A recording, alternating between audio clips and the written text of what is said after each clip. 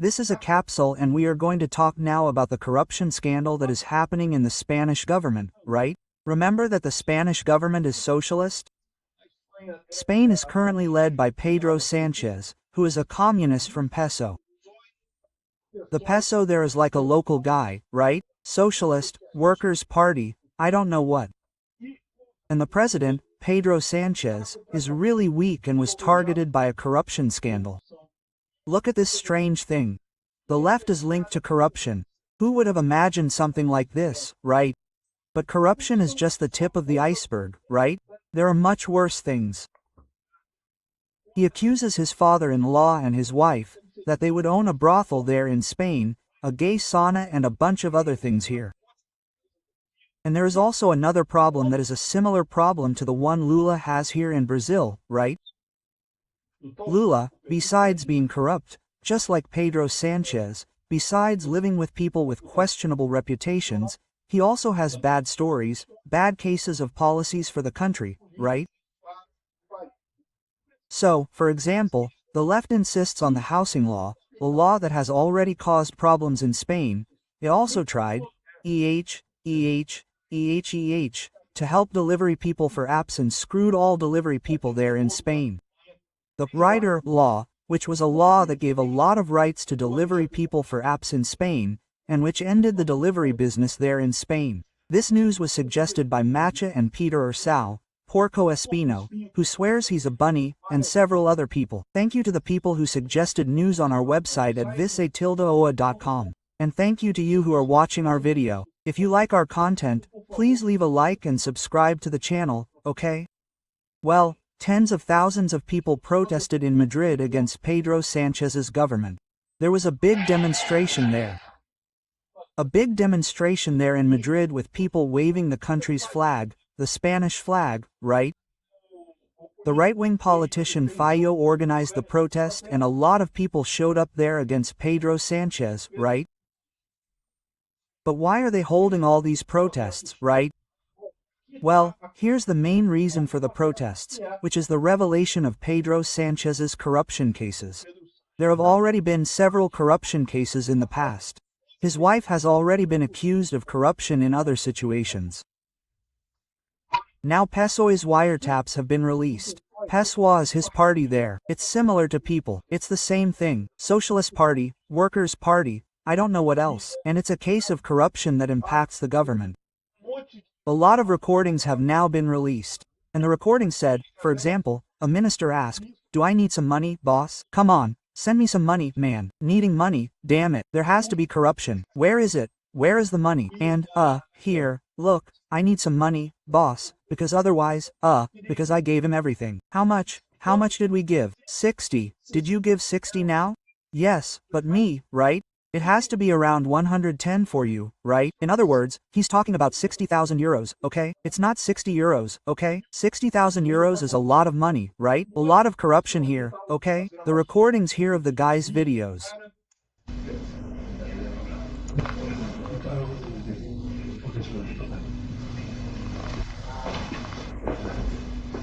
People talking quietly because they're certainly in trouble. They know it's wrong, right? Anyway, the recordings also complicate the situation for the former president of ANDIF, which is responsible for infrastructure and railways, who would also be involved in this corruption, like the entire left-wing government, which is absurdly corrupt, full of corruption on all sides. This is natural. People think this is a problem, a system error. No, this is on purpose, it's by design. Left-wing governments like corruption. They want it, they operate on the basis of corruption. The Soviet Union had a lot of corruption. Now, when Russia attacked Ukraine, it discovered that there was a lot of corruption in the army, and it destroyed the entire Russian army because of corruption, right? Here, look, well, although the amounts that Koldo requested fluctuated at some point and so on. Well, here are the cases of corruption here. The fact is that this is not Pedro Sanchez's first case of corruption. He almost lost the last election because of this, but they still followed the same scheme that the left has been doing here in Brazil, doing everything possible to stay in power, right? He stayed in power, but the truth is that the opposition is gathering a lot of people who are against Pedro Sanchez in huge protests there in Madrid because of this case. He will end up sinking the left there, just like Lula is sinking the left here in Brazil, right? Here, look, Pedro Sanchez apologized for the scandals, he apologized. But he says he will not abdicate, no, that he will not call new elections. They have a parliamentary system there. So, in his case, he is the prime minister, not the ruler, right? But he is the one in charge of everything. He is the one who makes all the decisions. So, he could call for new elections. There would be a new election in Congress and then a new prime minister would be elected. He could do that, but he doesn't want to. He apologized. No, sorry, we only stole a little money here. But sorry, there's not much. It's still a little better than Lula, right? Because Lula didn't even apologize for the INSS case. He didn't apologize here in Brazil. He steals from retirees, vulnerable retirees, older people who can't read, who are not good with electronic devices, right? Stealing from unions that are friends of Lula. And he doesn't even apologize to the guy, right? He says, man, sorry for the mess we made here in this shitty government that I'm running. Lula isn't even good for that, right? Pedro Sanchez at least apologized, but he says he won't call elections, that he'll continue in government. He's completely paralyzed. He can't do anything. In a way he's similar to Lula here. He doesn't have the support of Congress anymore. So, he says that he apologized and took responsibility for what happened, and I don't know what else, but he says he's going to replace the secretaries and the people involved, and he's going to continue in government, right? It's not the only case. As I said, there were other cases of corruption involving his wife. And there's another case that's getting a lot of attention, which is the gay saunas and brothel of the Bologna Gomes family, who is Pedro Sanchez's wife, right?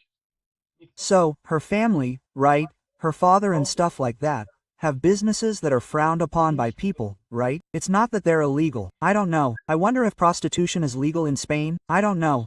Those people there tend to be stricter, right? More moralistic than we are here in Brazil. So, I don't know if prostitution is illegal there or not, but anyway, in the end, there's also this scandal involving his wife, who is already accused of corruption and stuff like that, problems with that.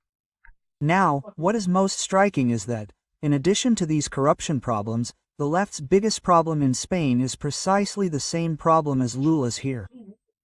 He can't do anything. The solutions he comes up with don't solve the problems, right? Spain insists on a bunch of laws that don't make sense. So, for example, the housing law, which is that issue of prohibiting rent increases, we're not going to lower the price of rent. How? By prohibiting rent increases, which only causes rent prices to increase. Why? Because when you prohibit rent increases, more people take their properties to rent, because it's not worth it.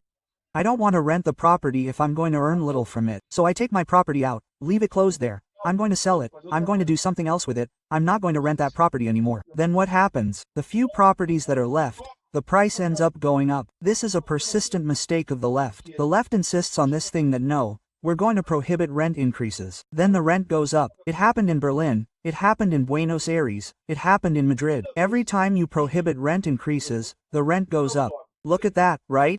But he keeps insisting. Another stupid thing he did is the Hyder Law. The Hyder Law is to give rights to app delivery workers. Because you've heard that talk, haven't you? Lula is dying to do that. No, because app delivery workers are almost slave labor and we have to give them rights and stuff like that.